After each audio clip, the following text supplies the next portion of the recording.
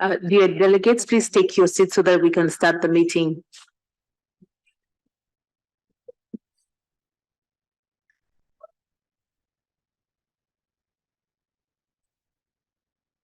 Excellencies, distinguished delegates, colleagues, I am pleased to welcome you to the fourth quarterly informal briefing on the Global Compact on Refugees. Translation in English and French is available.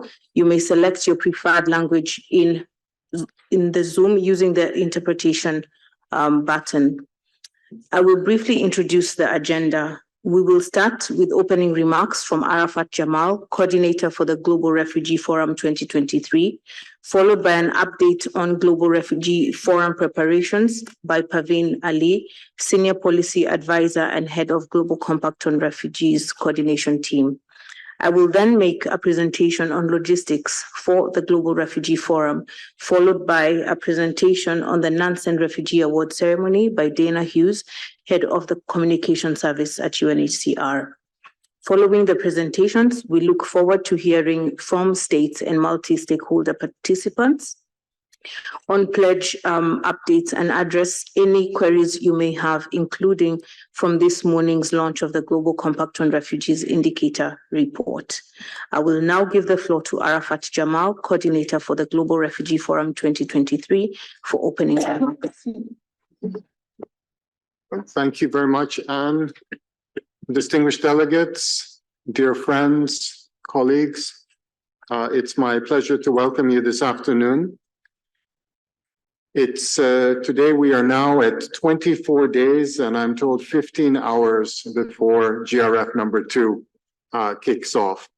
And I think over the course of this last year, we've met amongst ourselves several times. We've had 3 formal meetings, and now this is the 4th of the informal preparatory meetings, and this is the last one. So we are at the end of today, we will be done with all of our consultative meetings amongst each other, and it's really time for the last mile before the GRF. I think if I were to reflect on how we stand and what the temperature is, I think some of you remember that about a year ago, there was a lot of tentativeness. We were still thinking about what it is that we wish to achieve in this GRF, what is our level of ambition, and what is the choreography as we move ahead. And I think on the one hand, what we're seeing is truly a terrifying situation on the global scene. Even before what happened in the Middle East, we already have seen a jump in global refugee numbers, now to 114 million refugees and displaced people globally.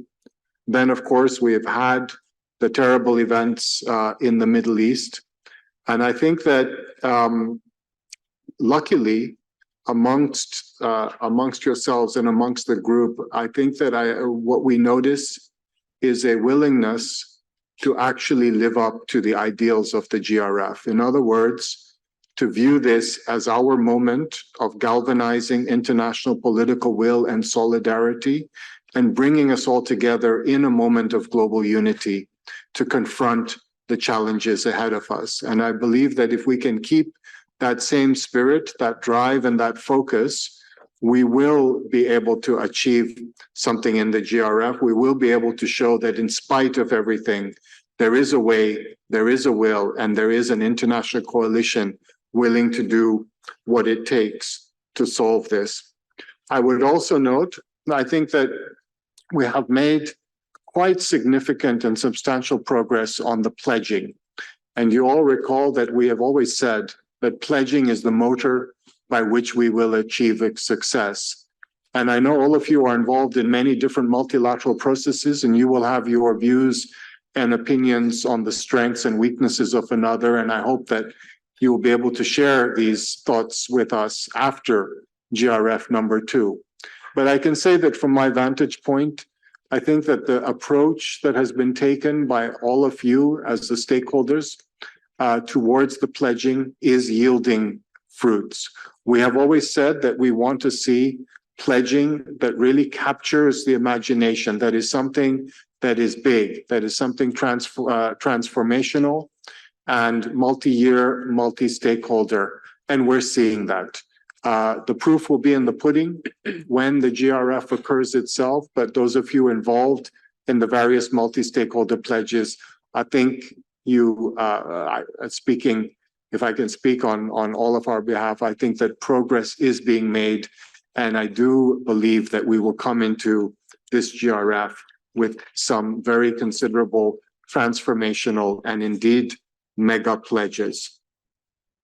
I'd like to, many of you were here this morning as well, where we were able to monitor the progress of the compact through the biennial GCR indicator report.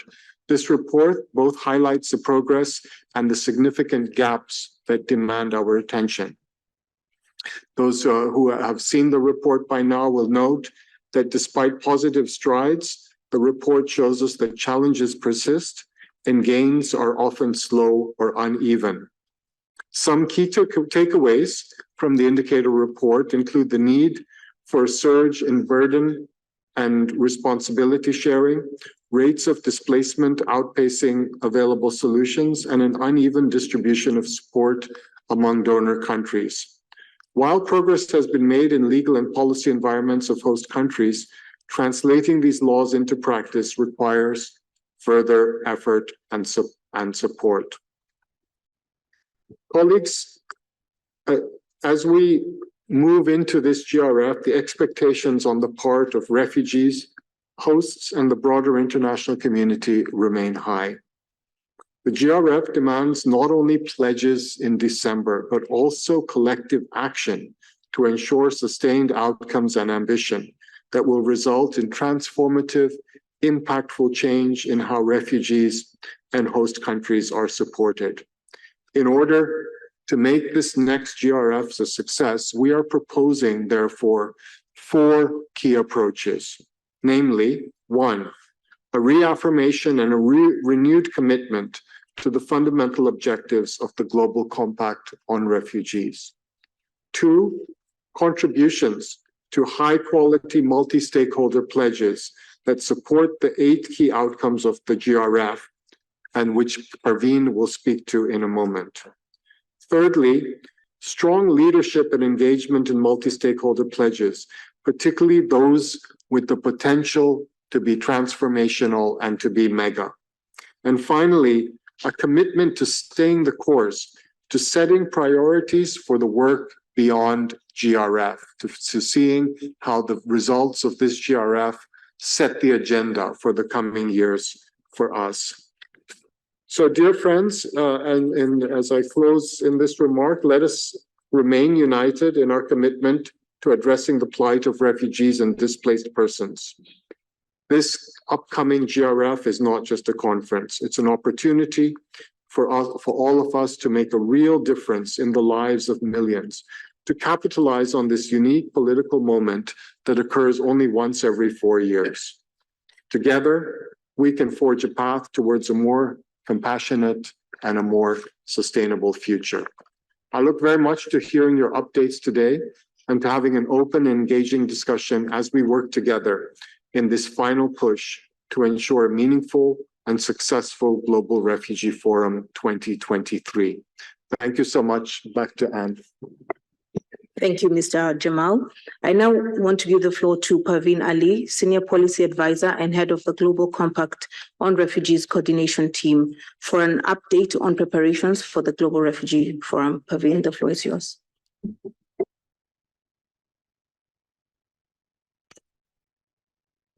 Thank you very much, Anne, and thank you all for joining us here for our final informal briefing on the Global Refugee Forum. I thought what I would do, following on from Arafat's remarks about what will make a successful forum, is to first start by responding to many of the questions that we've been receiving from you about the multi-stakeholder pledges process.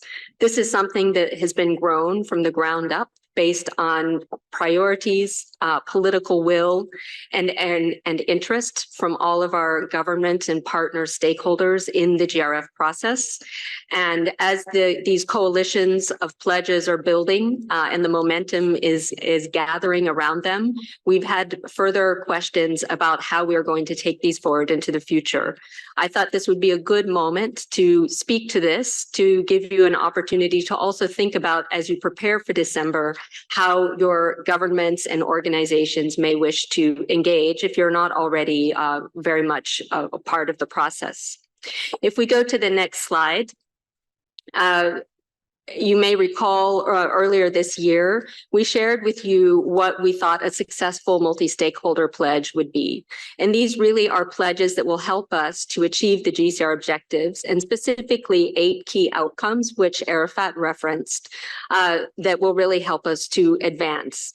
These are focused on financing, on climate action, on support for host country policies to build resilience, to advance economic inclusion, resettlement, focusing on complementary pathways, particularly labor mobility, and also supporting conditions for voluntary return, addressing root causes, and building peace. And these key outcomes, of course, are supported by enabling measures linked to protection and solutions environments, policy and financing commitments from donors, expanded and strengthened partnerships, the meaningful participation of refugees, and of course, data availability and quality, which we all heard about this morning in the launch of the GCR indicator report. On the next slide, I just wanted to recall a bit how we got here. A successful multi-stakeholder pledge, really, these pledges have really emerged from a long process since the affirmation of the Global Compact on Refugees. We had the commitments set out in the Global Compact itself. We had more than 1,700 pledges that were announced at the Global Refugee Forum. We had recommendations for future pledging that came out of our high-level officials meeting. And we've also had the indicator reports for the past 2 indicator reports since the compact was affirmed. As a result of all of these efforts, a number of governments and partners have come together to really build on these efforts and developing strong, impactful, and transformational pledges.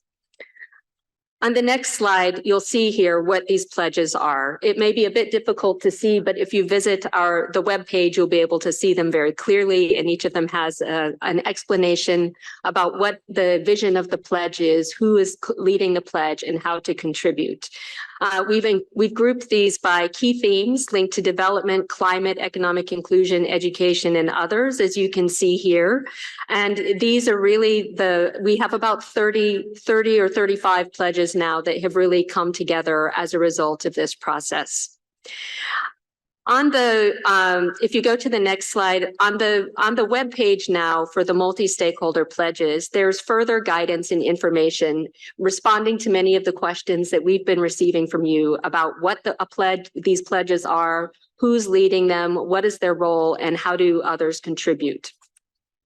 So if we look at the role of the contributors, all governments and stakeholders that wish to contribute to these multi-stakeholder pledges would need to ensure several things. First, they need to ensure that what they commit to this pledge is something that aligns with the vision of the pledge. So for example, there is a very specific vision for the pledge on financing for inclusion in national systems for education. So if you are making a pledge in support of education, it very much needs to align with the vision if you want it to be a part of that multi-stakeholder pledge. These are not just an agglomeration of every pledge that talks about education. These are really pledges that are meant to bring together the complementary contributions of many different stakeholders to advance a common goal, to really help achieve something together that would be very difficult to do alone. So this is not just about collecting everything related to education and calling it a multi-stakeholder pledge, but it's really about collecting everything that helps to advance the vision of that pledge and showing what it is that can be achieved. It's also very important that every contributor to a pledge would report on the progress they make and participate in the stock taking and follow-up arrangements, which will be developed together with all of you and through a consultation next year. And also to ensure that if there are policy pledges that have been made since 2019 that have not been implemented, but you want these policy pledges to be linked or connected to these multi-stakeholder pledges, to update them and ensure that they're presented in a way that is very clear, targeted, additional, quantifiable, and linked to the vision of the pledge. This will really help to facilitate matching. So updating the 2019 policy pledges where they have not been implemented already is very important. For all of the pledges that are made at the Global Refugee Forum, whether they all need to be made individually.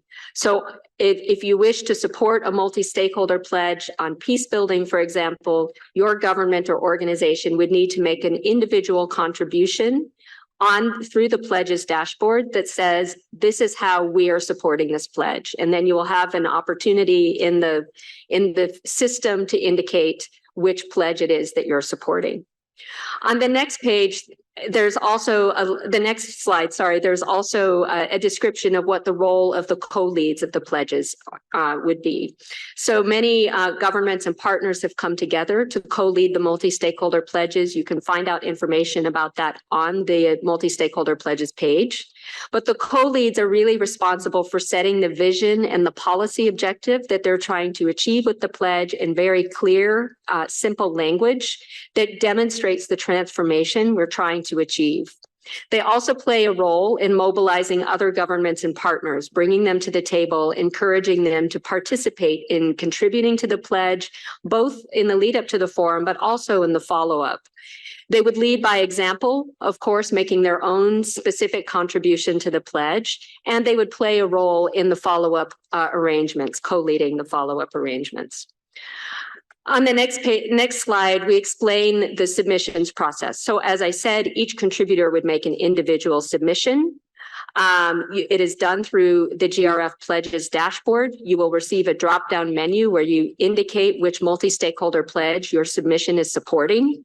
You provide a description of how your submission supports this pledge. Everyone's submission will support the pledge in a slightly different way, of course. And then following the submission of the pledge, UNHCR will review and consolidate all the information that has been submitted to facilitate analysis, stock taking, and follow-up. If we go to the next slide, I'd like to also brief you a bit on the program. So these multi-stakeholder pledges really are a representation of the political will, ambition, and opportunities that we have with the Global Refugee Forum. And for this reason, these pledges are really serving as the guiding principle for the structure of the program. The key events that are organized around the GRF in December will be organized around these multi-stakeholder pledges. They will also be organized around specific regions in order to facilitate conversations about situations. If you go to the next slide, you'll see on the 13th of December, we will have our opening plenary session. You will hear the opening remarks by the co-hosts, the co-conveners, and leaders on broadening the base of support. We will then go into the lunch break, during which there will be several parallel high-level events that will be held. In addition, in parallel, there will be a speakers corner, which will enable governments and partners to deliver talks on good practices as well, and to also inspire the pledging process. And then in the afternoon, we'll continue the plenary session, starting with what we're calling a GCR in action multi-stakeholder pledging moment. So this will be a very short moment where we will hear the announcements of the key multi-stakeholder pledges. What we would like to do, because the plenary time is limited, is to ensure that the 15 different stakeholder groups that are reflected in the Global Compact will have an opportunity to speak in the plenary. So we are trying to do our best to ensure that these are the stakeholder groups that will be able to announce the pledge, And at the same time that the announcement is being made, we will have a visualization in the plenary showing the governments and partners that are leading the pledge. And we will also create opportunities, photo opportunities for the pledge leaders to also use in their communications. We'll then go into the plenary interventions on burden and responsibility sharing. And in parallel, there will be a series of high-level events. Also in the space, there will be an exhibition. We will have a social media zone where we will have 6 social media companies that will be represented, and appointments can be made for VIPs to access this zone, to use it to develop communications. And in addition, we will have linked events taking place around Geneva. In the evening, we will have the Nansen Refugee Award ceremony and reception, and you will hear about this more from my colleague Dana in a moment. On the second day, we will continue the plenary session, starting with further announcements of the multi-stakeholder pledges, and then going back into the plenary interventions with parallel high-level events happening over the course of the day. And we'll continue again in the afternoon. On the 15th of December, our final day, we will continue to have the plenary starting with announcements and then interventions. We will have parallel high-level events. And then for the afternoon session, we will go into the closing. So the closing will conclude with the conclusion of the plenary interventions from governments and other stakeholders. We will have a conversation between the High Commissioner and a group of refugees on the outcomes of the Global Refugee Forum and the way forward. And then we will have a high-level closing ceremony. The speakers for these events, both the parallel events as well as the events in plenary, will be included on the program over the next couple of weeks and will be published in advance of the Global Refugee Forum. If we go to the next slide, I just wanted to speak a little bit about the venue in light of these events. If you go to the next slide, you will see that this is a map of the ground floor of the Palexpo, where everyone will be entering the venue to access the space.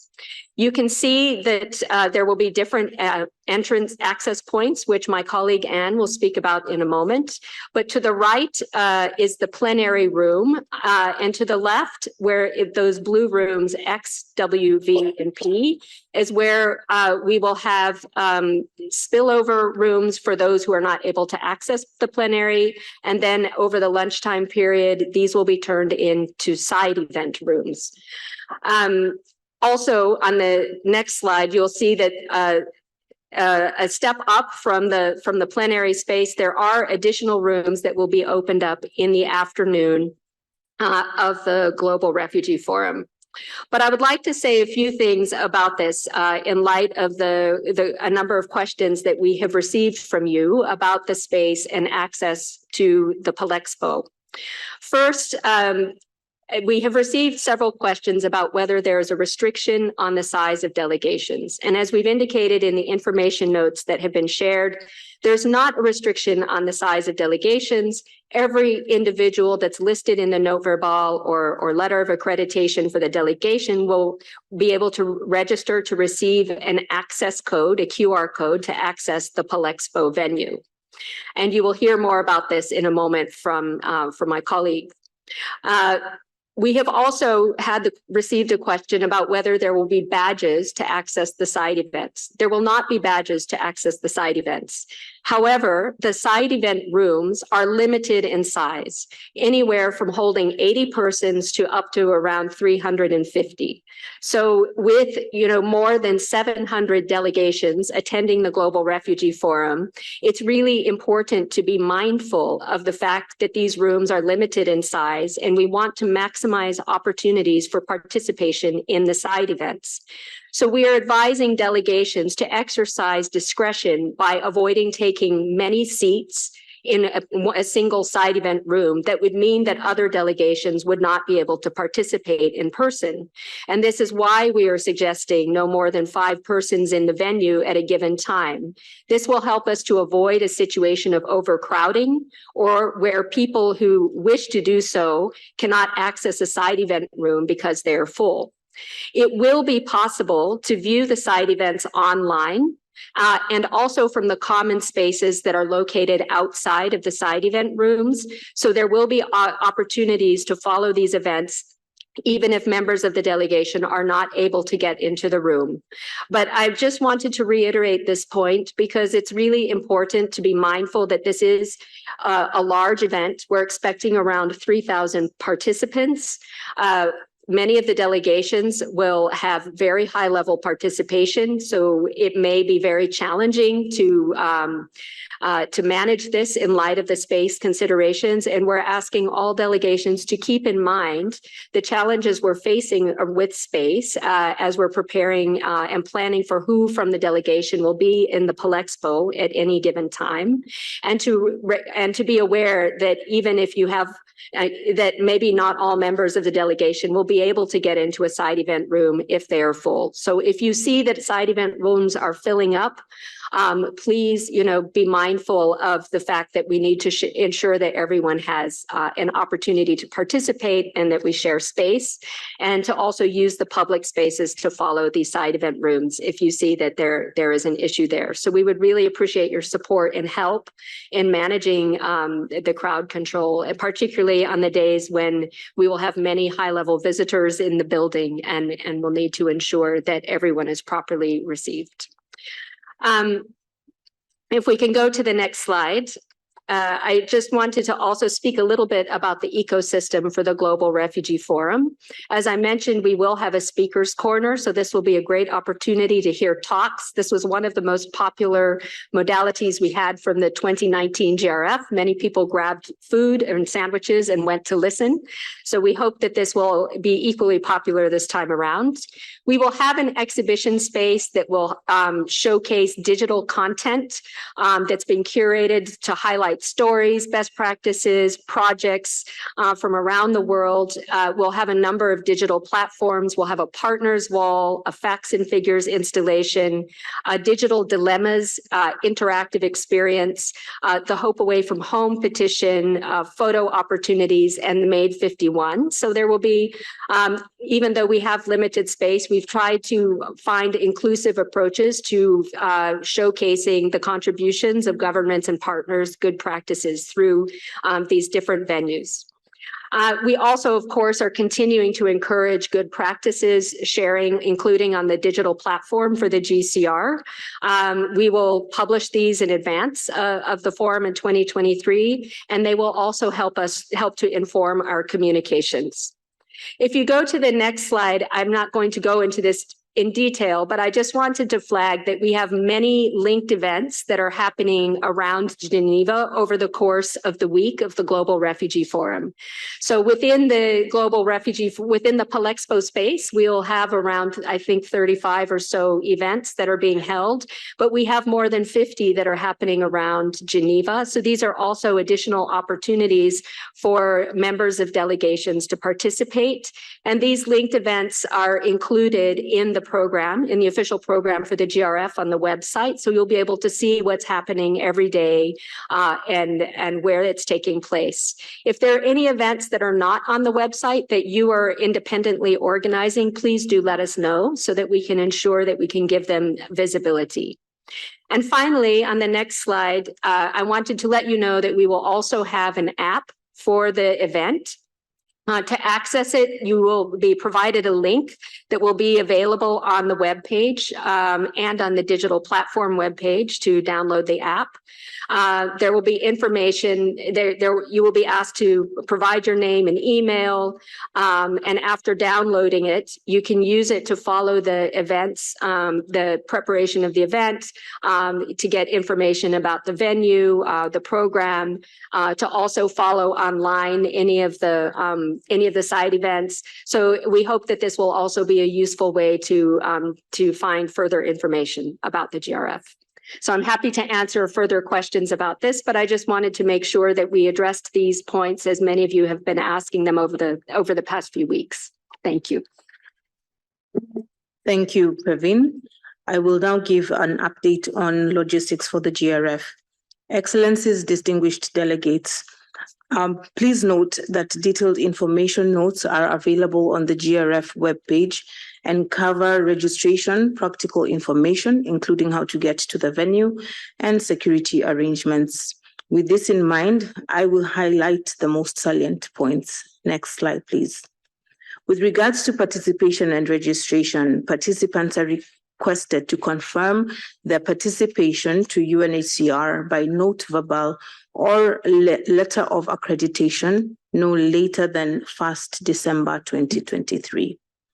As you know, the Indico registration link was shared by email with all invited guests on 29th September.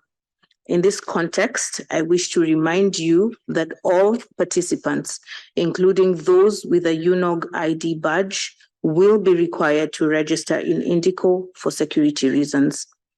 The Indico registration site will close on 1st December in order to allow the Secretariat to put in place the final arrangements.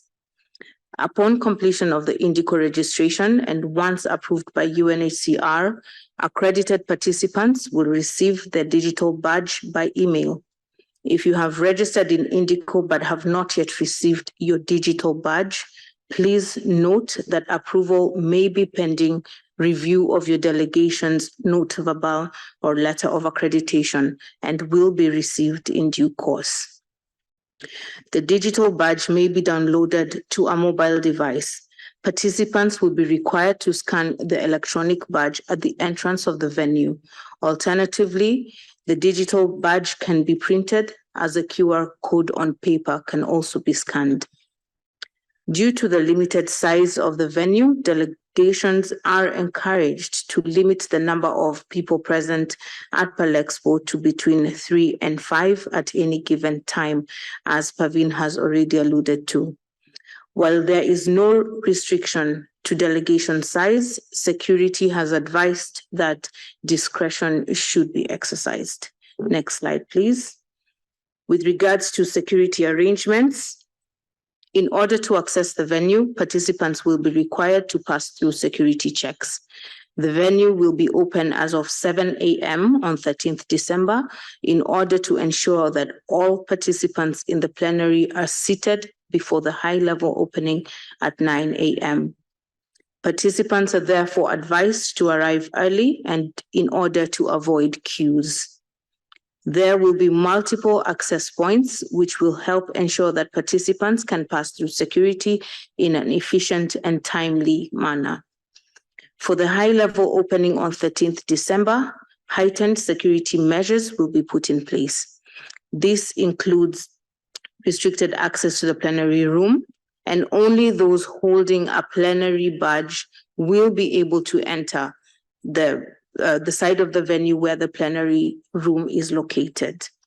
The plenary badge will be non-normative and thus transferable between delegation members. This means that delegates can swap places with other members of their delegation at any given time during the opening and share the plenary badge though this requires re-entry through security. Aside from the co-host and co-convener states, all other states will receive 2 plenary badges to enter the plenary during the opening. 1 plenary badge will be provided to other participants representing an organization in the plenary or attending in their individual capacity. The distribution of plenary badges for states, UN, IGOs will take place on 4th, 5th, and 6th December 2023 from 3 p.m. to 6 p.m. at the UNHCR's Visitor Center. Other stakeholders not based in Geneva will receive their plenary badges from their stakeholder group focal point. Those who are unable to access the plenary room during the high-level opening may view the proceedings from dedicated rooms in another section of the building where it will be live-streamed. As capacity in these rooms will nevertheless be limited, delegations are requested to prioritize who needs to be there in person. Next slide, please. Access to the venue and entry points. Multiple entry points and lanes will be established to help evenly direct the large number of participants entering the venue and facilitate the entry in an efficient and timely manner. As you will see from the map on the screen, on 13th December, the entrance will be divided between those who are able to go to the plenary towards the right, and those who are invited to watch the proceedings in the spillover rooms towards the left. For those going to the plenary, there will be an expedited entry point at door 1. At this door, there will be a fast-track lane marked for those with a plenary pass and a yellow Indico event badge. Holders of a UNOG grounds pass will also be able to use the expedited entry point in conjunction with the electronic Indico event badge, regardless of color, and the plenary pass. In other words, this triple combination will also provide expedited access. There will be signs clearly marking the access points, and volunteers will be on hand to assist. Next slide, please.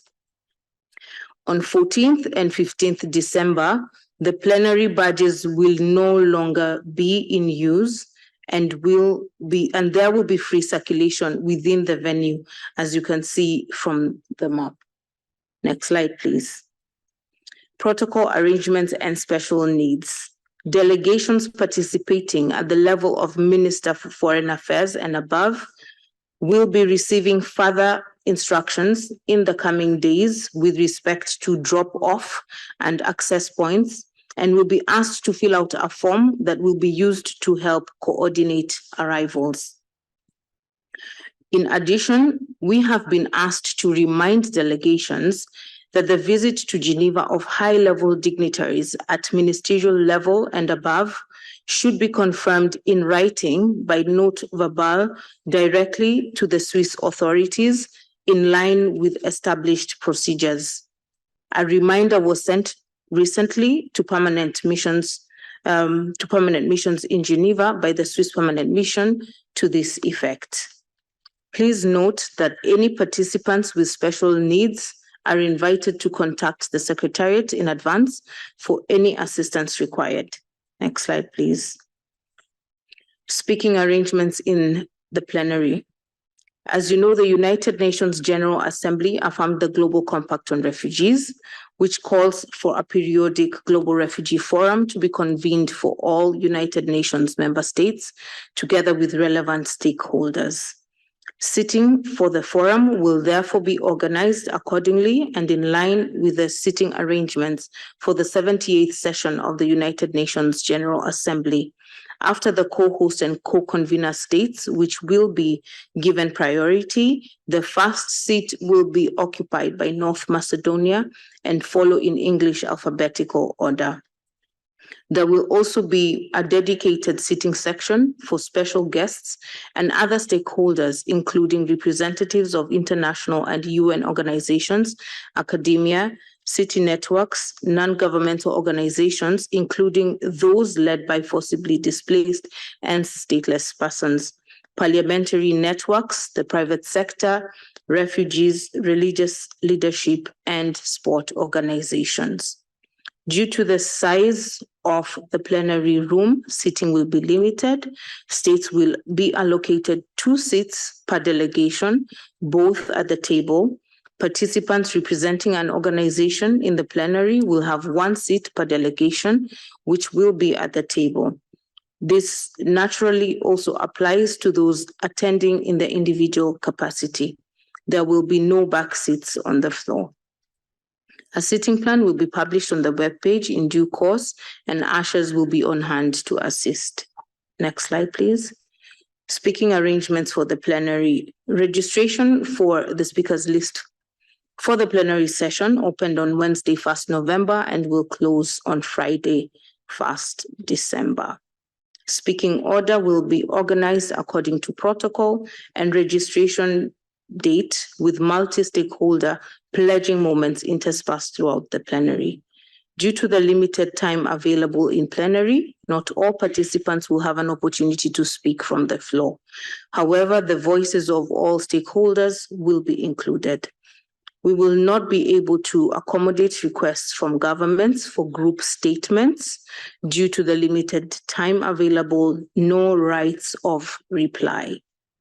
Please note that delegations will be asked to limit the interventions to 3 minutes. For the plenary session, interpretation will be provided in all 6 UN languages. For other events running throughout the forum, interpretation will be provided in English and French unless otherwise specified.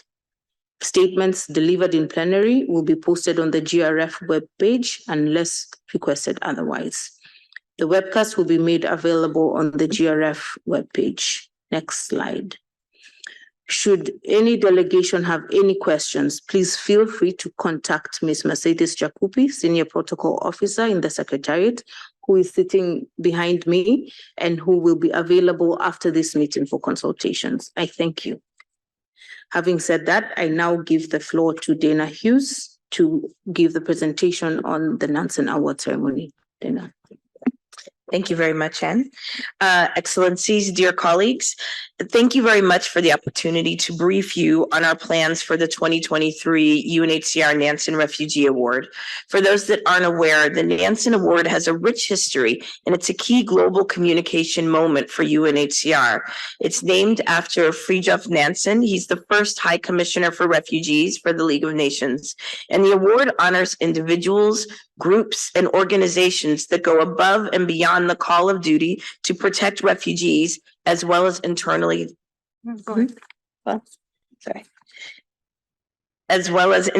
displaced and stateless people. Usually it's held on the first day of the executive committee, which is in October, but this year it's a bit special. It's going to be held on the opening night of the GRF. And the year's Nansen Award, it's been put together so that it will be an inspiring conclusion to the first day of the Global Refugee Forum. And the reason why we're saying that is because for this year, we really decided, looking both at the various winners and the overall theme of the ceremony, to focus on solutions and the power of inclusion. Next slide. You can see here you can see here that this is the logo for this year's Nansen Award, Unsung Heroes. It's a design, if you can kind of squint, it looks a little bit like it could either be a bit blurry or also a bit in the lights. So it's really to focus on shining a light on those who are really doing the hard work and are, champions for the displaced behind the scenes and bringing those to light. You can see here that we will have the regional winners and the global laureate are invited to Geneva for the award ceremony.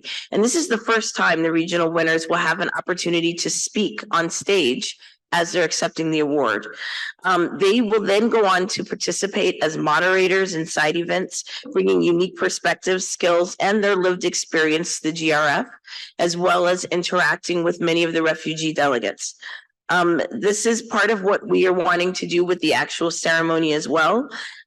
We want to include refugee voices, including in the performances and how we tell the stories.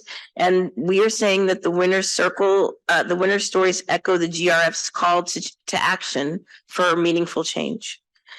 Next slide, please. Just to give you an idea of the timeline, the winners are going to be announced on Tuesday, November 28th. It will take, the announcement will take the form of a global press release, and it will include a quote from our High Commissioner and the global laureate. Plus, there will be regional press releases by UNHCR offices in those regions on their respective winners. There will also be a package including multimedia content that'll be released on our global channels as UNHCR, and also to anyone that's interested, including media and for the various regions. The messaging, media outreach, multimedia content, and the social media plans are prepared for the announcement will also be pegged as a warm-up to the GRF. And finally, it's important to note the global laureate and regional winners, they will receive financial or material support to continue the projects that they are being honored for or to start new ones in the same vein. Okay, next slide on the ceremony. So for planning purposes, the ceremony will begin in person at 7 p.m. It will be at the Palexpo upstairs in a black box theater. It will have, in terms of the seating, because we've been asked this already, there will be, each delegation will receive an equitable number of seats that they have received in the plenary. And there'll be more information on this going forward. I know that there have been some questions about invitations, and the invitations should go out next week. For those that are not able to join in person, there will be a live stream available. Unfortunately, it will only be available in English, but we will repackage highlights from the ceremony in French, Arabic, and Spanish. We've been working with our Goodwill Ambassador program to identify masters of ceremonies, performers, and refugee artists. And given that, we really want to make sure that we chose a group of MCs and artists that we feel like represent both different demographics in audiences and also different regions. Next, digital programs will, and just so you're aware, digital programs will be made available on the Nansen website, and then printed programs will be available at the ceremony. Next slide.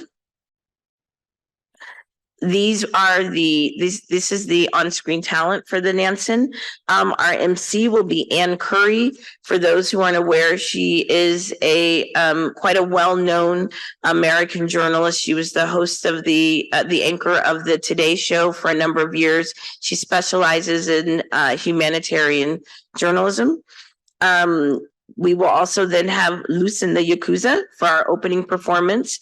Her real name is Marie Pera Kakoma, and she's a Belgian, Rwandan, Congolese, former refugee, and she's celebrated for her unique musical style.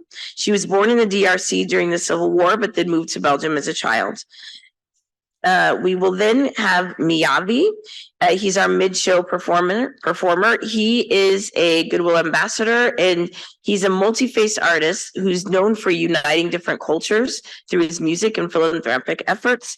And finally, we will close with a performance from Ricky Kej. He's a 3-time Grammy Award winner. He's also a Goodwill Ambassador from India, and he is he's a renowned sort of composer and environmentalist. He's performed in over 30 different countries and has won over 100 other music awards. We're really looking forward to that performance. He will have an orchestra and a choir, so it will be a very lovely way to end the performance. Next slide.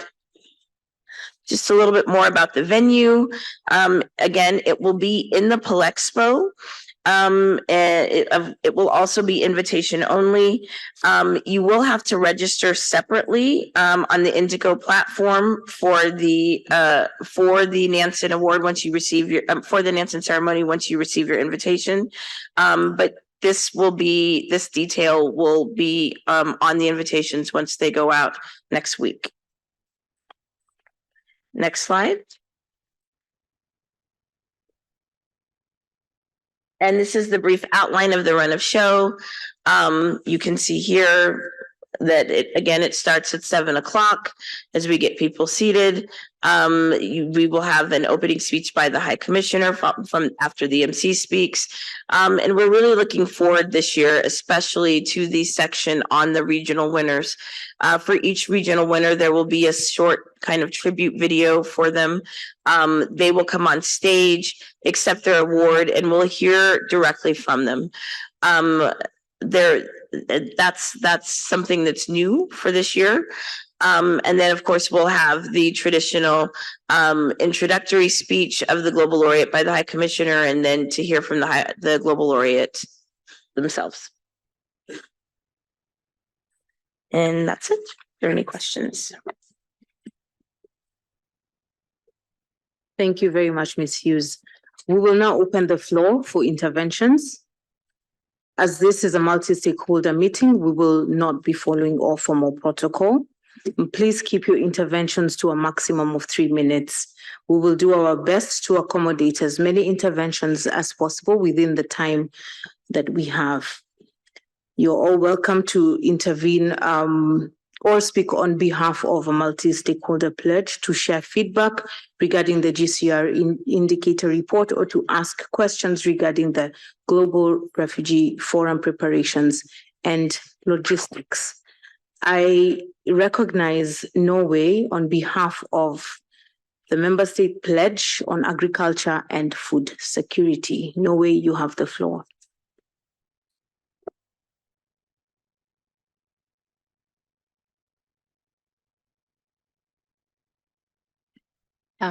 Apologies, I did not request the floor. Is Norway ready to speak? Okay, in case Norway is not ready to speak, I give the floor to the Lutheran World Federation.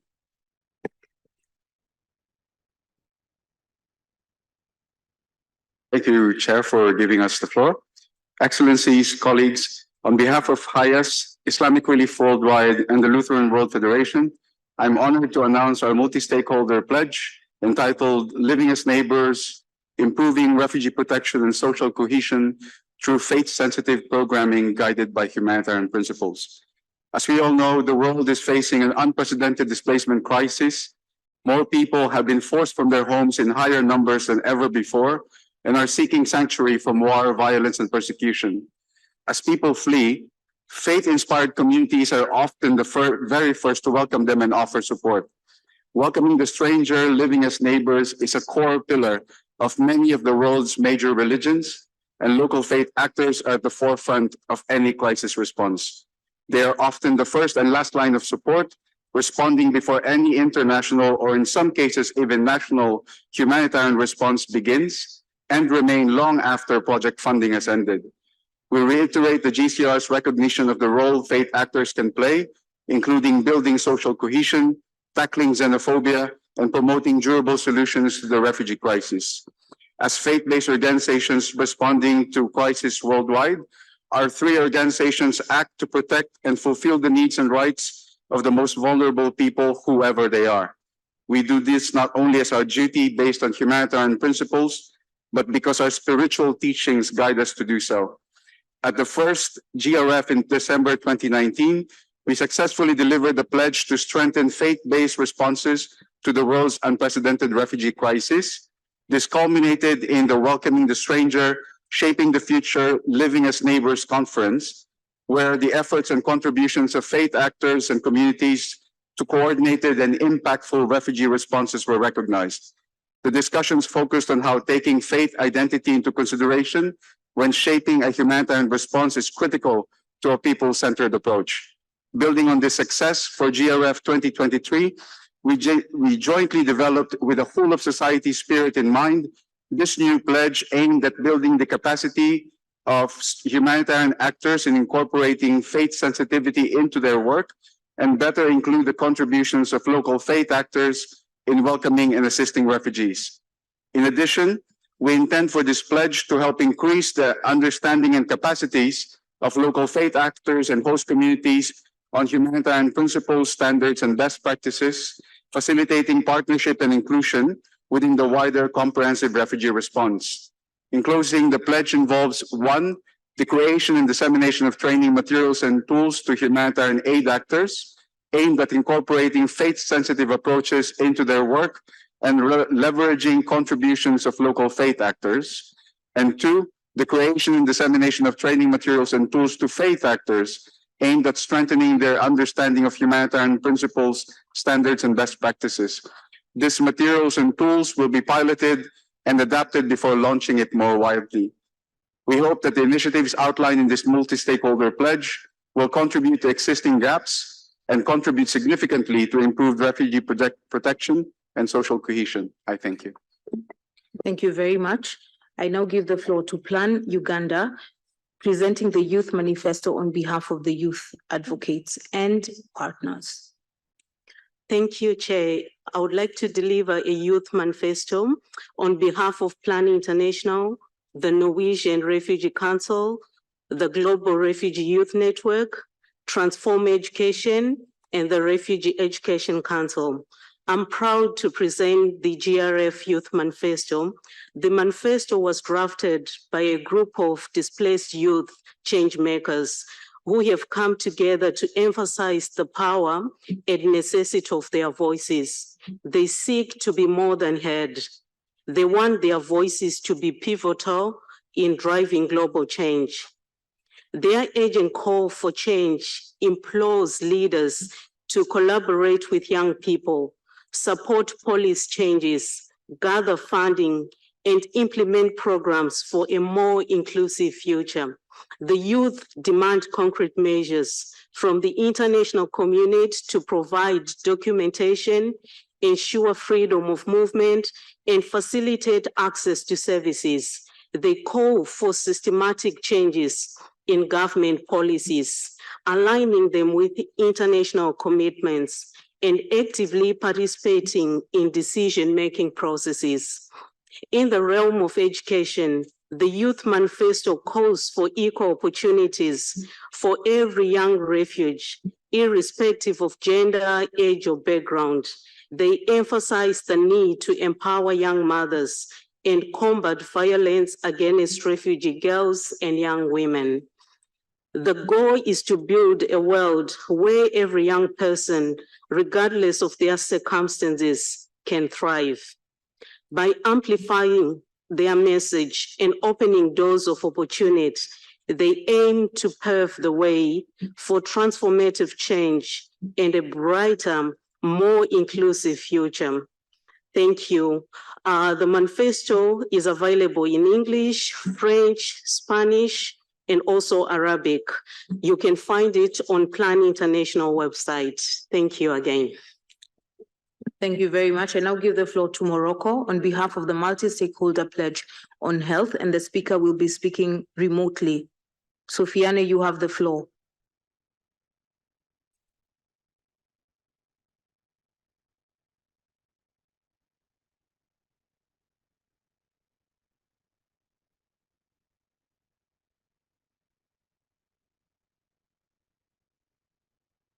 Morocco has the floor virtually.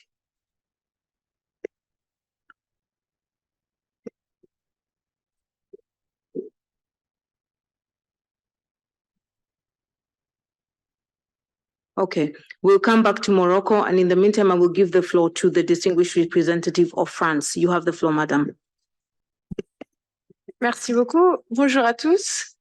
Et merci pour ce point sur la préparation du Forum mondial, et en particulier les informations sur la cérémonie Nansen, qui promet d'être tout simplement inoubliable.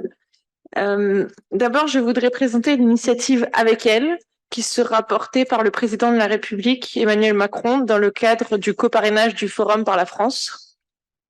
L'objectif est d'apporter des réponses concrètes aux vulnérabilités qui touchent plus particulièrement les femmes et les filles réfugiées. Et pour cela, mobiliser un grand nombre de partenaires, des États, des institutions, la société civile, le secteur privé, autour de 4 piliers, qui sont, premièrement, l'inclusion économique, sociale, éducative des femmes réfugiées, et comme on dit en bon français, empowerment.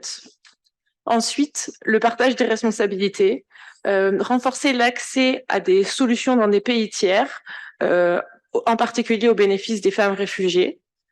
Troisièmement, la résilience, la création d'opportunités d'emploi, y compris pour les communautés hôtes, en lien avec l'adaptation au changement climatique. Et quatrièmement, la protection, en particulier contre les violences sexuelles et basées sur le genre. Nous allons bientôt organiser une réunion de lancement de cette initiative à laquelle vous serez tous invités. Ouais. Par ailleurs, en plus de l'initiative Avec elle, nous allons bien sûr prendre toute une série d'engagements nationaux en soutien aux réfugiés, en soutien aux pays hôtes, et certains de ces engagements seront évidemment listés au sein des multi-stakeholder pledges qui sont présentés aujourd'hui par les différentes délégations. Nous regardons en particulier avec beaucoup d'intérêt les initiatives sport, l'initiative climat, l'initiative violence sexuelle et basée sur le genre. Je vous remercie. Thank you very much. I give the floor to the distinguished delegate of Qatar. You have the floor, madam. Thank you, Madam Chair. The state of Qatar will be represented by a high-level delegation led by Her Excellency Ms. Lulwa Al Khader, Minister of State for International Cooperation, along with the senior representatives from various Qatari government and non-government entities. During 2023, the state of Qatar has assumed leaderships as the chair of the core group of the support platform for the solution strategy for Afghan refugees, SSAR support platform. In the framework of the participation for the second Global Refugees Fund, the state of Qatar welcomed the new multi-stakeholders pledge for the Afghanistan situation.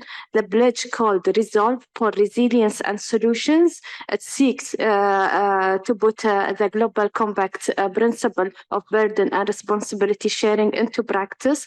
This pledge offers a range of opportunities in line with the solution strategy for Afghan refugees and the United Nations strategic framework for Afghanistan to expand solution and enhance the resilience of Afghans in Afghanistan, Iran, Pakistan, and the communities hosting them.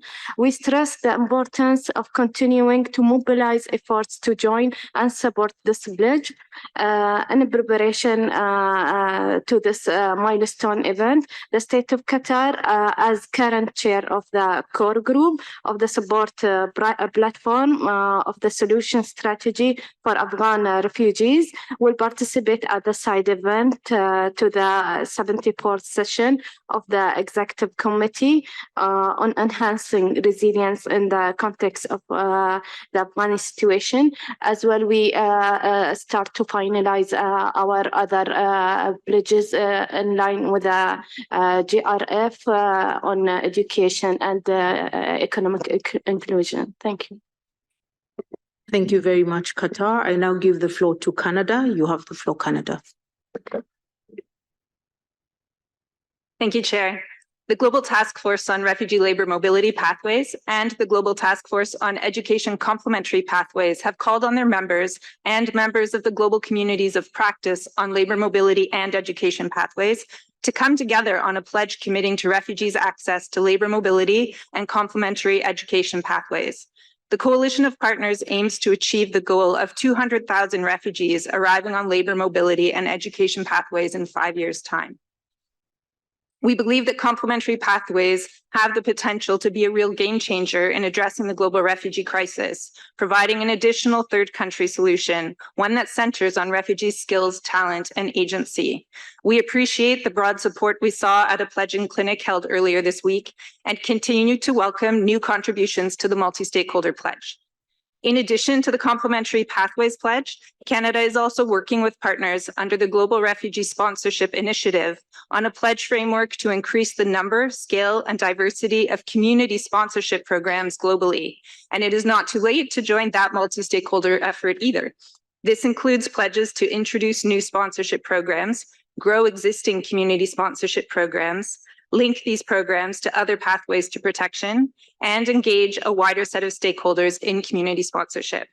It also proposes a new global sponsorship fund, which would provide financial support to sponsoring groups. I would also like to pose a couple of logistical questions. Canada looks forward to participants at the head of state level from the co-convener countries, but also recognizes that their movements could disrupt traffic as delegations seek to access Palexpo for the opening session in particular. If you have any guidance to ensure that other delegations can access the venue in a timely way, we would welcome that. Also, do we understand correctly from the presentation earlier that minister level participants who are not foreign ministers will not benefit from the same access or facilitated access to the venue? Thank you. Thank you, Canada. I recognize Egypt. You have the floor. Thank you, Madam Chair. At the outset, I would like to extend our sincere thanks to the government of Colombia, the Department of Political Peacebuilding Affairs in the UN, and of course to the UNHCR and also the government of Norway for co-leading and co-sponsoring the multi-stakeholder pledge on peacebuilding and conflict resolution. It's based on our common vision that peacebuilding and conflict resolution is something integral and important to treat the root causes of the conflicts that leads to forced displacement of refugees. And personally speaking, the GRF is taking place at a very pivotal moment in the region. We have 2.5 million civilians in Gaza on a waiting list to be refugees.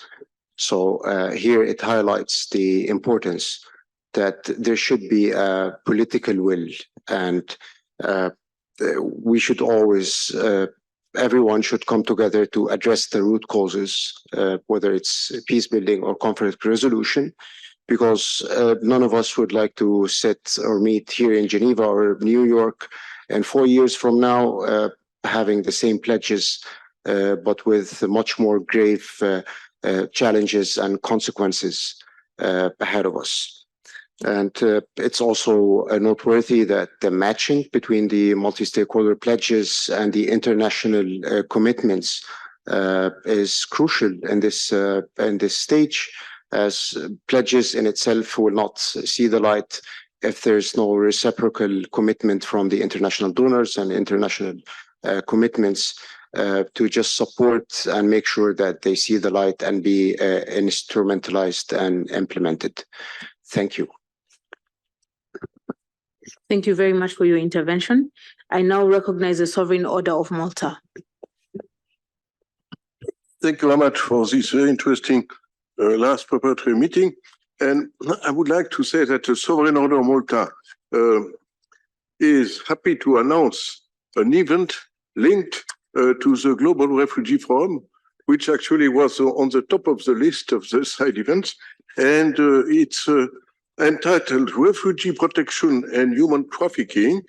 And it's co-organized with Caritas Internationalis, also with UNHCR, and I would like to thank UNHCR for their support, and with UN Special Rapporteur on Human Trafficking, Professor Moulali.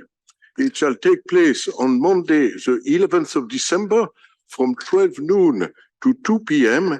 in room 7 of the Palais des Nations. Room 7 of the Palais des Nations. The event builds on the work of the Special Rapporteur on refugee protection, internal displacement, and trafficking and accountability to trafficking in conflict situations, as well as on the rich and multi-faced experience of NGO, faith-based organizations, academia, states, and international organizations across the globe. You are all invited to this event. Thank you very much. Thank you very much. I now give the floor back to Morocco. I hope he's now online to present the pledge on health. Sofiane, you have the floor. Thank you so much. Do you hear me? Yes, we can hear you loud and clear. Thank you so much. So, as you are all aware, addressing the health of refugees has never been so important. More people than ever are forcibly displaced, and global health challenges are increasing, as witnessed in the recent COVID-19 pandemic, and are becoming actually more complex as climate change impacts health and disease patterns. So the Group of Friends for the Health of Refugees and Host Communities is in that way formulating 2 mega pledges under the health umbrella, one on achieving inclusion in national health systems, and one in fostering mental health and psychosocial well-being. The group will also be organizing a high-level side event on the sideline of the GRF. As a co-lead of the Inclusion Mega Pledge, Morocco and the Global Fund are actively gathering support. Refugee hosting countries, donor countries, multilateral donors, foundation, non-state actors, academia, and others to effectively include refugees in strengthened national health systems and enhance responsibility sharing with host countries. in that sense, we do invite other member states to join us and submit their pledge on this essential topic, aiming at reinforcing the inclusion of refugees and other persons of concerns. I thank you. Thank you very much, Morocco. I now give the floor to Pilnet, who's with us in the room. Thank you, Madam Chair. I would like to provide an update on the multi-stakeholder legal community pledge. As we all know, access to legal information and assistance is essential if refugees are to obtain documentation and secure rights, navigate asylum, judicial, social and protection systems in foreign countries, and if they're to find legal pathways to safety and ultimately secure lasting solutions to their displacement.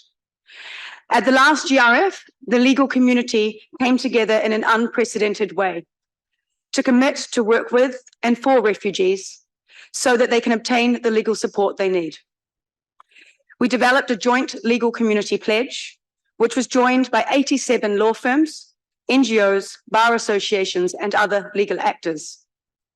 Amongst other commitments, signatories initially pledged 127,000 pro bono hours, a number that has been exceeded every year. This year, we wanted to utilize the second GRF to push the legal community to do more and to transform the way we work as a profession with and for displaced people everywhere. Through a consultative process, engaging multiple law firms, legal aid NGOs, RLOs, and lawyers with lived experience of displacement, we have developed another, more advanced, joint legal community pledge. This time, we are calling on stakeholders to make commitments in the following 6 strategic focus areas. 1, legal assistance for and legal empowerment of refugees and other displaced people. 2, legal assistance for RLOs and refugee rights NGOs. And here, there is a strong link to the work of the localization pledge and the desire to support local RLOs and NGOs to strengthen their governance and compliance and attract more funding. 3, refugee inclusion and hiring, both in our legal programs and in the legal community itself. 4, legal advocacy, policy engagement, and asylum capacity development. 5, funding and resource mobilization for legal assistance. And 6, coordination, collaboration, and legal capacity development to build the infrastructure for a stronger, more integrated legal community.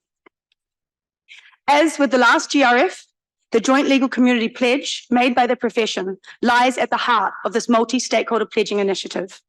However, we also welcome, in fact encourage, commitments from states, donors, UN bodies, and other organizations committed to increase legal assistance for refugees.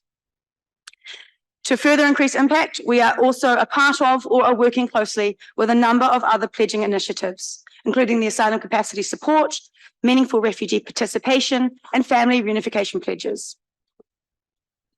I'm pleased to share that we already have a diversity of stakeholders that have signed on to the 2023 pledge, who have already pledged 75,000 pro bono hours annually, and we are confident that the legal community will at least double the pro bono commitment it made at the last GRF. If you're interested in learning more, we are holding a pledging information session next Wednesday, the 22nd of November at 3 p.m. Geneva time, and you can find more information on Pilnet's website. We look forward to seeing some of you there and working with you all in the years ahead to advance access to rights, justice, and lasting solutions for refugees and others forcibly displaced. Thank you. Thank you very much, Pilnet, and for that information on that wonderful pledge.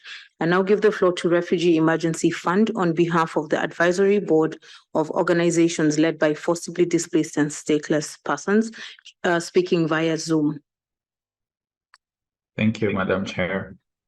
As we speak, the number of refugees and other displaced and stateless persons is rapidly increasing around the world, and we want to take this opportunity to acknowledge the devastating war, violence, and persecution on communities worldwide. We, the Advisory Board to UNHCR organization led by displaced and stateless persons, stand in solidarity with the people of Gaza. and every human being that has been forced to flee their homes. It is crucial to recognize that individuals affected require more than just a moment of silence. They truly need tangible actions aimed at putting an end to this dire humanitarian crisis. As a community that cares about refugees and advocates for an end to forced displacement, we call for an unconditional and immediate ceasefire in Gaza. In a platform where we discuss solutions and advance access to human rights for forcibly displaced communities, more needs to be done to address the root cause of what forces people to leave their homes in the first place. The GCR and the upcoming GRF offer a great opportunity to bring all actors involved in the field of forced displacement together and discuss potential solutions to the refugee crisis around the world. It is of high importance that we acknowledge the cause and demand our policy and decision makers to stop supporting war in any part of the world. We can all agree that in any war, it is innocent people who suffer the most. Looking ahead to the GRF in December, we, the Advisory Board to UNHCR of organizations led by displaced and stateless persons, are committed to ensuring meaningful participation of people with lived experience of forced displacement throughout the process and events. We do not refer to ourselves as people who speak for the voiceless, because every human being has a voice, but we can use our platform to bring these unheard voices to the table and ensure they are heard. The only sustainable solution to mitigate the refugee crisis is to stop war, violation of rights, and genocides around the world, and ensure that every human being is respected, treated with dignity, and most importantly, enjoys their freedom without fear of violence or persecution. Despite the challenges in achieving this goal, people who come together in spaces such as the GRF, discussing solutions and working hand in hand to protect human beings, are what instills the hope in us that one day we can all report 0 refugees and IDPs in our data figures. As a call to action, we demand that all of us with an opportunity to be involved in any events or platforms where world leaders, politicians, activists, NGOs, CSOs, decision makers, and policymakers are present, to call for an immediate ceasefire in Gaza, provide access and open borders for humanitarian aid, increase funding to organizations led by displaced and stateless persons, and channel more resources to refugee leaders around the world. And most importantly, engaging with and including people with lived experience of forced displacement at all levels of advocacy. Thank you very much. Thank you very much. I now give the floor to Google, speaking remotely. Thank you, Madam Chair. It's my pleasure to speak about Google's planned pledges here today. Google's mission is to make the world's information universally accessible and useful. And as part of this mission, we believe that no one should be excluded from the opportunities that the digital world can bring, including those who are living in conflict and crisis. We build products and we work in partnerships with authoritative organizations such as UNHCR to create a better digital future for vulnerable populations. We focus on 3 complementary impact areas, namely digital information, digital protection, and digital inclusion. For digital information, we build products and work with partners to help vulnerable populations to find and access authoritative information such as emergency resources online in times of crisis. With regards to digital protection, our products and partnerships focus on mitigating risks caused by hate speech, disinformation, and misinformation. And we do this, for example, by surfacing authoritative news and top stories during crisis, or by providing safe platforms such as YouTube with policies, community guidelines, and content moderation tools in place for authentic communication and storytelling. To illustrate this, we are removing videos with hate speech, misinformation, or graphic content that violate our community guidelines from the YouTube platform. Lastly, regarding digital inclusion, we help vulnerable populations to access the digital world through affordable and inclusive devices and connectivity. We're excited to work with authoritative organizations such as UNHCR to address these important topics, and we look forward to coming together during the Global Refugee Forum. Thank you. Thank you very much, Google. I now give the floor to the Republic of Korea joining us remotely. Thank you very much. Let me begin by expressing my sincere gratitude to UNHCR for updating us this afternoon. I also appreciate a very informative briefing in the morning session on 2023 GCR indicator reports. I do recognize the efforts by the entire report team, including Joint Data Center and the OECD, I think the report is valuable in making us have a more shared view about the current situation, as well as the achievements and tasks. I'd like simply mention one general point, that we continue to improve the reports. For this, indicators framework of the next rounds need to be regularly updated in parallel with changing circumstances. There are relevant indications in the morning session. For example, given the importance of the role of the private sector, indicators of GCR pay more attention in these regards. For example, as one of the indicators, ODA only reflects the efforts of donor countries. Considering the ways to include more comprehensive approach, including the private and developing states, is therefore desirable. I do hope that the outcome of discussion under the OECD DAC, such as TOST, Total Official Support for Sustainable Development, will be channeled to the GCR indicator reporting process in the future. This kind of improvements is in line with the core values of GCR, which Assistant High Commissioner has often emphasized these days, which are first, burden and responsibility sharing, and second, a whole of society approach.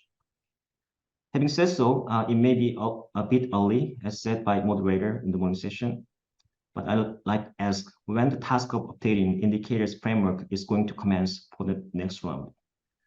Finally, I have a minor question about Indico e-badge. Seems that there are two different categories, regular e-badge and LO e-badge. Can you explain further who will be entitled to receive the LO Indico e-badge? Thank you. Thank you very much, Republic of Korea. We have come to the end of the list of speakers, but we have 4 questions on the pigeonhole, which my colleagues and I will respond to. I now want to give the floor to Parveen to respond.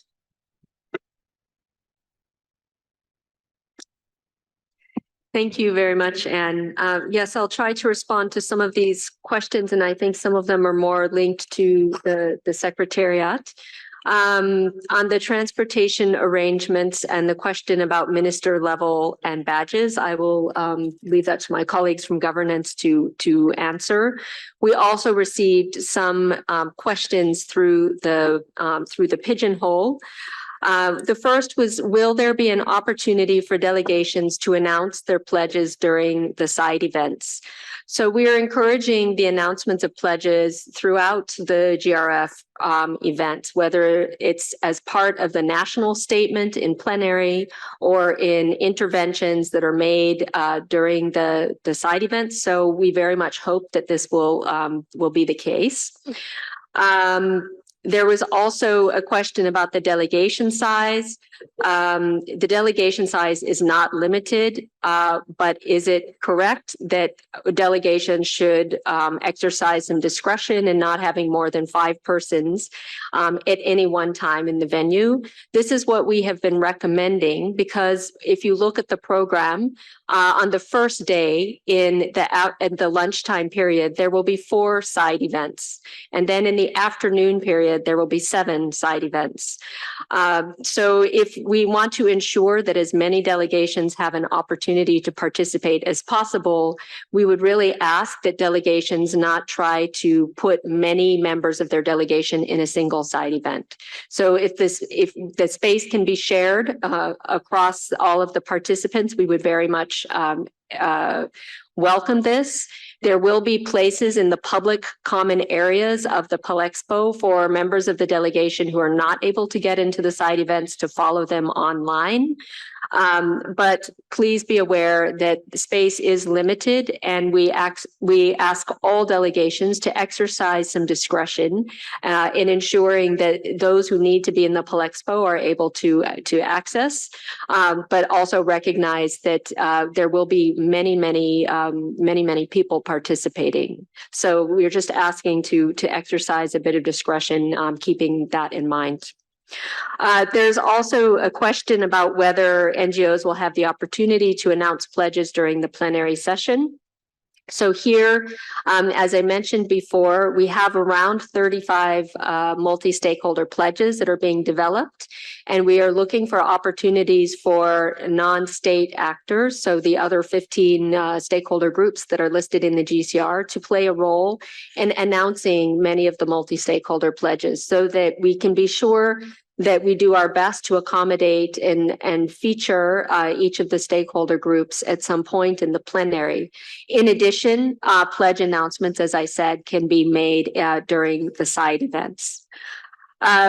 There is also a question about whether there will be some guidance on communications and guidelines.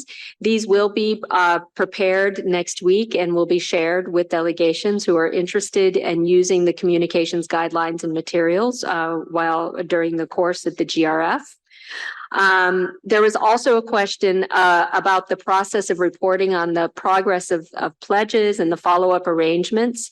We would like to organize early next year with the leaders of the multi-stakeholder pledges an opportunity to discuss together how best we can bring all of the different pledges that are being developed now around some common stock-taking and follow-up opportunities. Whether it's looking at specific refugee situations where important policy pledges have been made and thinking about how the different stakeholder pledges could contribute to these situations to facilitate matching, whether it's looking at specific thematic areas where a number that are touched on by a number of different stakeholder pledges to see what they're achieving collectively in those areas. So we will have that discussion early next year. I think the other questions I will turn over to my colleagues from governance, which are more related to the logistics and protocol for the event. Thank you. Before I speak to those questions, Praveen, I want to check if Dana wants to add something on the communication piece of the question. No, just to reiterate what Praveen said, we will be sending out more guidelines next week. And in addition, we are looking to put together a package that may include a social media pack, because I saw the question asked about a hashtag. There may be an explainer video that people can share further. And we will look to do a timeline of sorts of the GRF related content that we have on our channels that will be rolled out, that we will be encouraging member states and everyone participating in the GRF to amplify. Thank you. Thank you very much, Dana. Coming back to the questions that have been asked on logistics in response to the questions from the distinguished delegate of Canada with regards to traffic. With the presence of high-level dignitaries on the first day, traffic will certainly be impacted. We encourage participants as much as possible to consider taking public transportation. There is a note on practical information on the GRF webpage, which provides guidance on public transportation and the best place to park. With regards to ministerial access, all ministers as well as permanent representatives will be provided with a yellow Indigo badge. This provides access to the expedited entry point. On the first day on 13th December, they must have a plenary badge in addition to the yellow Indigo e-badge, keeping in mind that states will only have 2 badges per delegation. In response to the questions that have been posted on the pigeonhole, the first one was, can we clarify what is meant by MFA level and above? Does this mean that special arrangements will not apply to other ministers other than MFAs? Consistent with practice employed by Protocol Service of the United Nations Office at Geneva, only heads of state, heads of government, and ministers for foreign affairs will receive protocol service. UNOG will be present and coordinate arrivals at Palexpo in the same way that they do at the Palais des Nations. As mentioned earlier, all ministers will nevertheless have access to the expedited entry point to the building. The other question on the pigeonhole is, as the location is not the Palais, but Palexpo for high-level representation, would it be possible to organize a visit to see the venue? Unfortunately, it will be difficult for us to arrange visits to Palexpo for all delegations, as we already have over 40 ministers registered at the moment. In response to the question from the Republic of Korea, who is entitled to a yellow Indigo e-badge, we are in the process of defining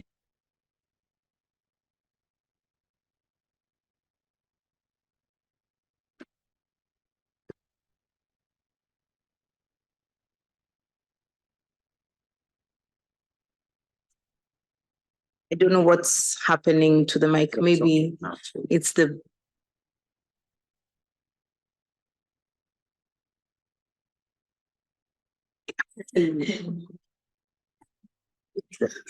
okay. I think it's working now. In response to the question from the Republic of Korea, who is entitled to a yellow Indigo e-badge, we are in the process of defining with security who will have access to a yellow Indigo e-badge. For now, we can confirm that the yellow Indigo e-badge will be available to participants at the level of minister and above, as well as to permanent representatives. I hope we have answered those questions comprehensively. I now want to give the floor to Arafat.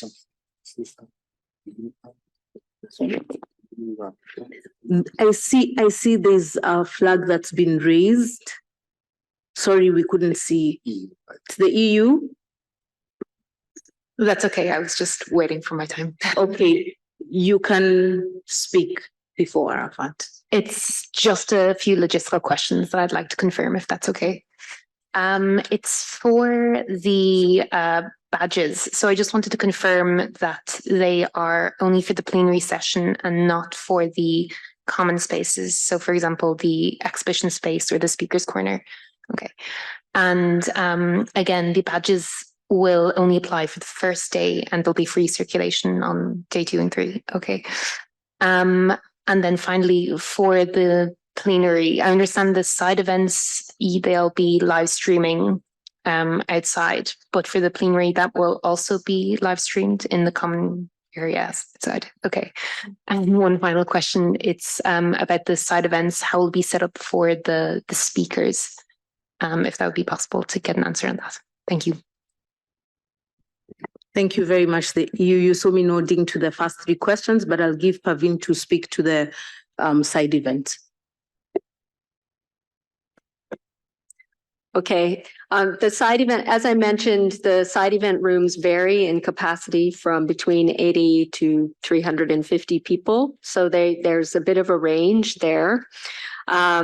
And the way that we were able to maximize capacity in these rooms is to set them up in a town hall style. So they will not be traditional setups with desks, chairs, and microphones, but there will be panelists at the front of the room, and then we will have an opportunity for those who wish to intervene from the floor to speak using a microphone. So we will each one will be organized possibly a bit differently, but this is the general principle for the setup of the rooms.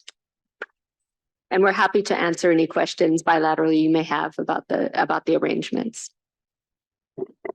Thank you, Pavin. I now want to give the floor to Arafat Jamal to close the session for us. Over to you, Arafat.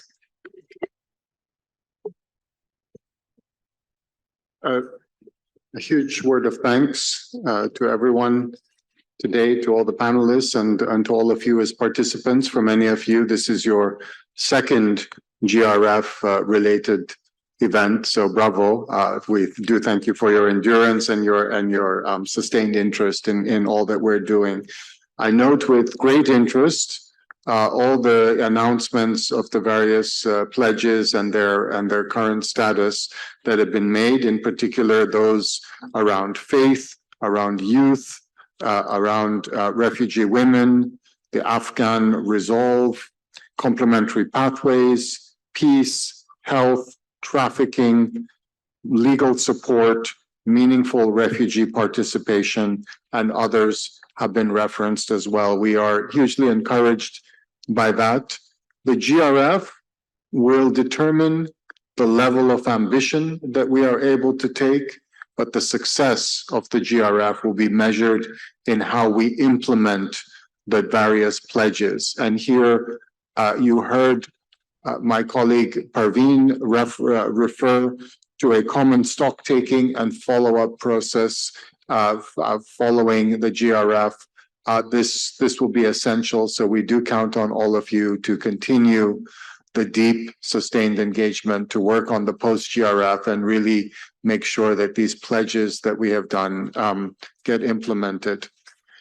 I do hope that you have found answers to your various questions on logistics. I'm sure that further ones will come up as we go. You know who to contact, you know how to reach us. We are here for you and all together to make this event a success. So once again, thank you to all. And I think if there are no further questions, I think we can consider this meeting closed.